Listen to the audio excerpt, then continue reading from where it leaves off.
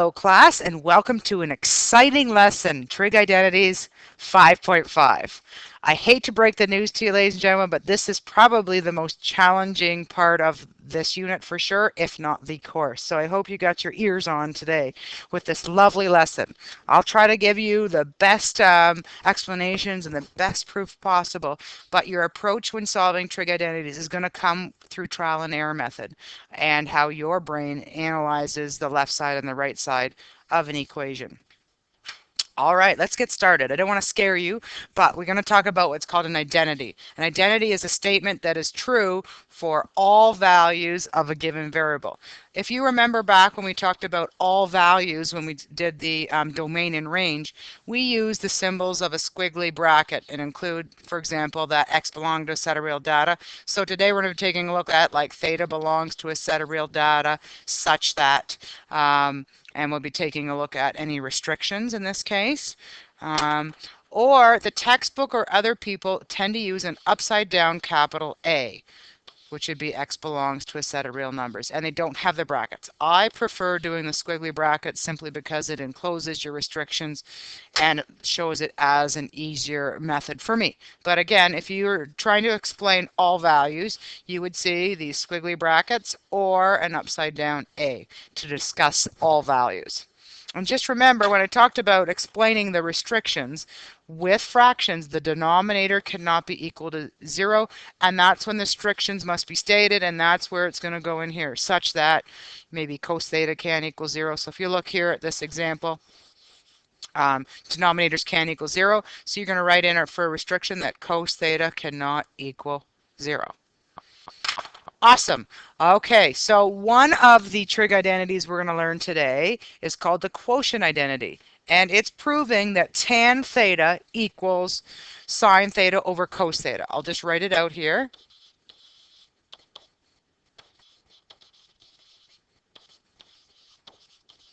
Okay, whenever you start a proof, ladies and gentlemen, you're going to break it down into the left side and into the right side.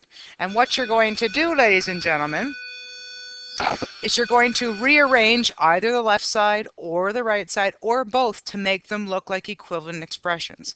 So when we are done with this proof, ladies and gentlemen, we will take a look at how do we get one side of the equation equal to the other. Sorry for the interruptions there. There's PAs going on in the background. All right.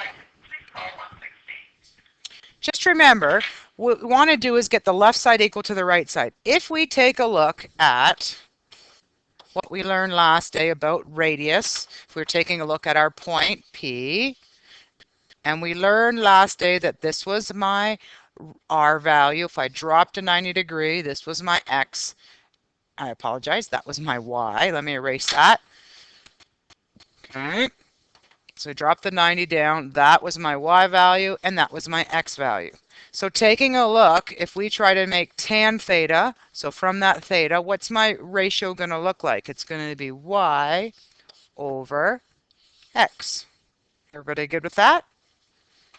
Now we're going to focus on the right side, and hopefully we can use this to get us to an expression here that will be y over x. So the first thing we've got to realize is that it's sine theta divided by cos theta. Sine theta, if we look over here, ladies and gentlemen, is the opposite side, which is y, over the hypotenuse, which is r. So that's sine, which is the top part, divided by our cos theta. Cos theta in this case, ladies and gentlemen, is the adjacent side, which is x, over your ratio, which is r. So if I wanted to make my equal signs look better, I would put the equal signs right here. Just remember, ladies and gentlemen, when you've got a fraction dividing by a fraction, you take the first fraction, leave it as is, and instead of dividing, you change it to multiply, and you invert the second fraction. So it's invert and multiply. Now, ladies and gentlemen, we can do some simplification. So we've got r and r can cancel out. So when we multiply through, we've got y divided by x. Notice, ladies and gentlemen, the left side and the right side are exactly equal. So then what we say is since the left side equals the right side. Therefore, and since it's just an upside down therefore symbol, tan theta equals the sine theta over the cosine theta. Okay, but we also have to give any restrictions. So theta belongs to a set of real numbers such that, what's our limit? Again, we had discussed this already. Cos theta cannot be equal to 0. So cos theta cannot equal 0. Sorry about that. If you happen to see the other nomenclature that I talked about up here, guys, with that upside down A, this is what it would look like, although I simply don't use this one. But upside down A means all values of x belong to a set of real numbers, and they use a comma instead of a such that sign. And then they would say that cos theta does not equal 0.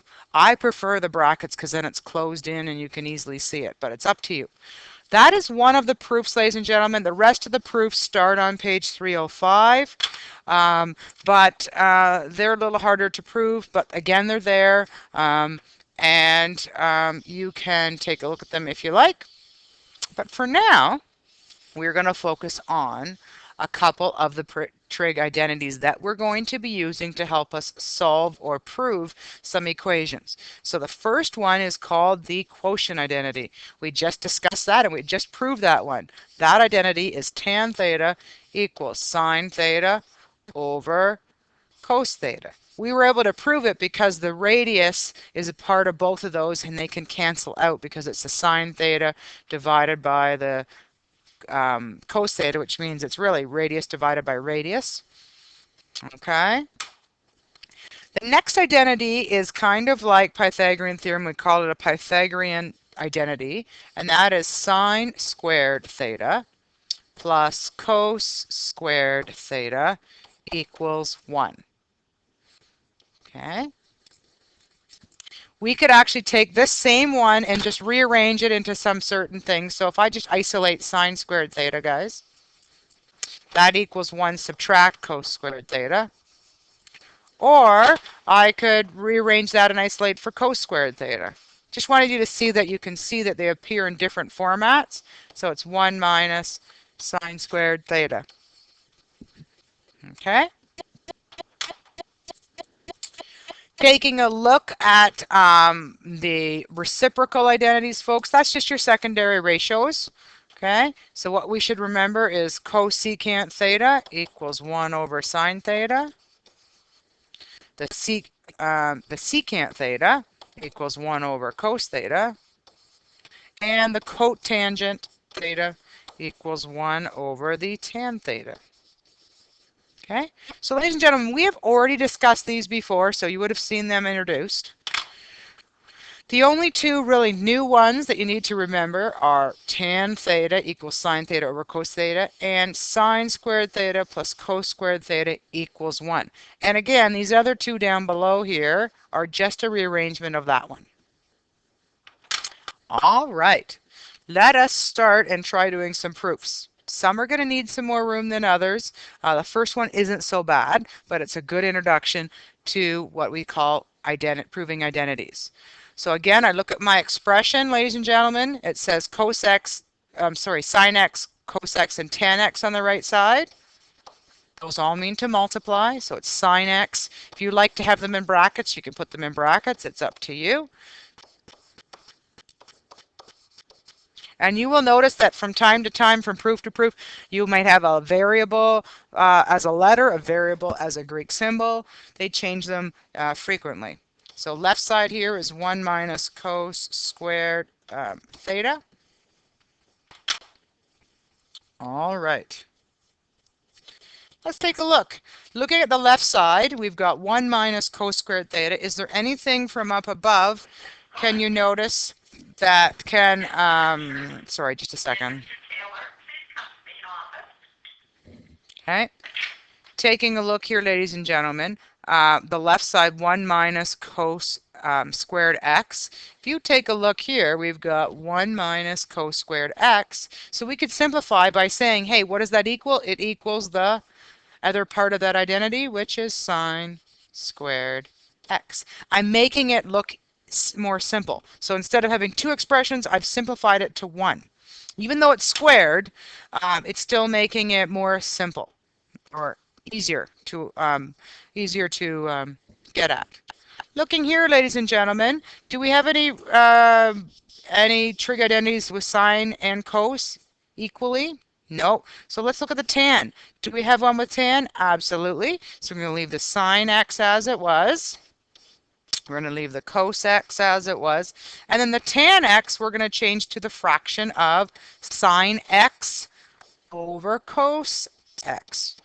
So it's the same as the quotient identity up here, ladies and gentlemen, and we've just replaced the x's with thetas. So I don't want you to be frustrated about where that is. Remember, it's just a variable, okay, for substitution. It's just a symbol.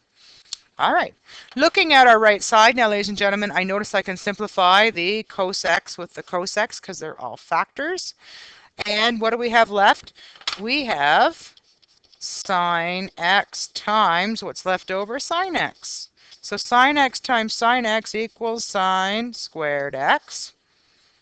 And what do you notice now, guys? The left side equals the right side. Awesome. So since left side equals right side, therefore 1 minus cos squared x equals sine x cos x and tan x. That's your little summary. And what restriction do we have, ladies and gentlemen? In this case, we don't have theta. We have x belongs to a set of real numbers such that, where do we see a restriction? Remember, as soon as we get to our products here, we notice we have a denominator here. So cos x cannot be equal to 0. That's our restriction. Okay, good. All right, so now that we've had a good introduction to proof identities, we're going to deal with a harder one now. And it looks like my expression just moved on me a little bit. I'll make it a little bit bigger. There we go. So the easiest part to get half mark, even if you don't know how to do anything, as long as you give me left side equals and break it down to the left side, right side. Now this is alpha, ladies and gentlemen. It's not tan A, so it's alpha divided by 1 plus tan squared alpha equals sine squared alpha. I apologize. That's got to be on the right side, so I'm going to put that over here.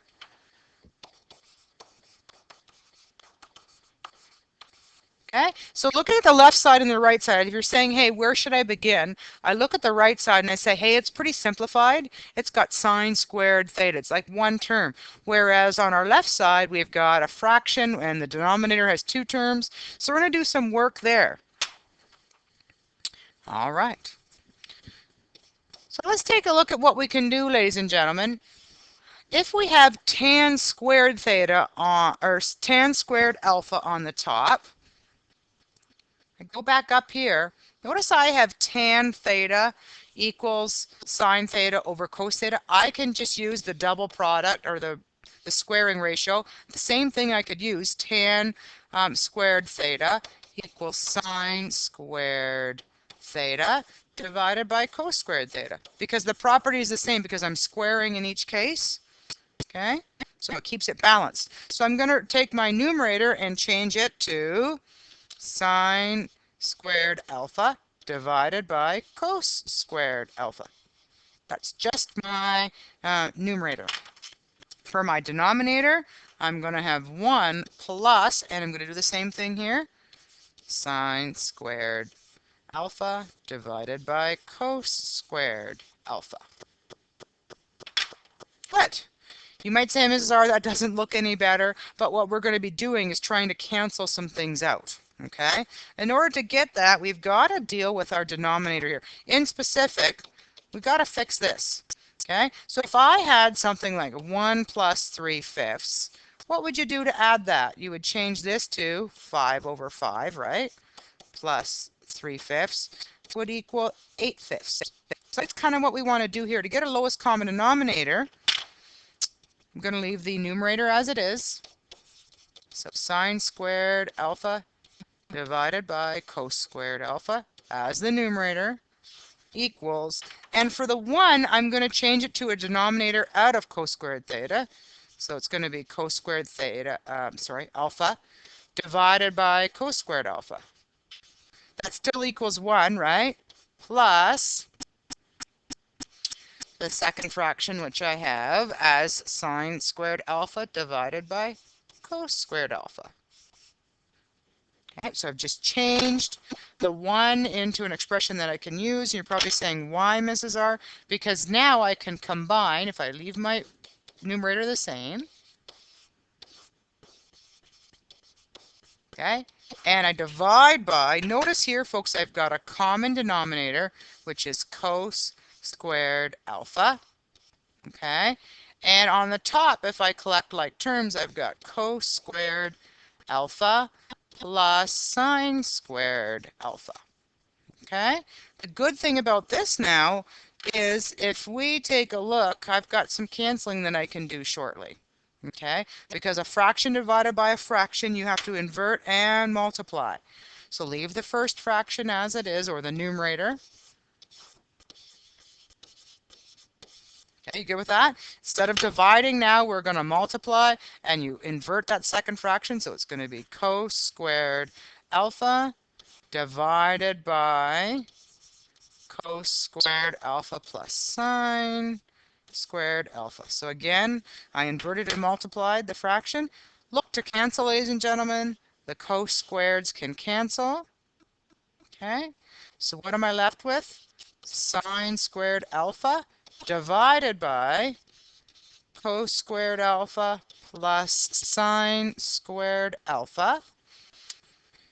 We're close, ladies and gentlemen. What do we need this to be? If I scoop back up here, we've got sine squared theta, but we've got a denominator here. Let's just look at this denominator for a second, folks. What do we notice about that? If we go back to our primary or our trig identities up here, that's something related to the Pythagorean identities. So what does it say right here in this box? Sine squared theta plus cos squared theta equals 1. So in fact, that denominator, guys, equals 1. So sine squared alpha divided by 1, hey, what does that equal? Sine squared alpha. Awesome. So now we have, since left side equals right side, therefore our original expression, which is tan squared alpha divided by 1 plus tan squared alpha equals sine squared alpha. That's probably close to as hard as it gets. We're going to show you another example of how to simplify things in the next page. But if you can handle that or see how that works, that's a good start. Please be aware, folks, that this is your first look at trig identities.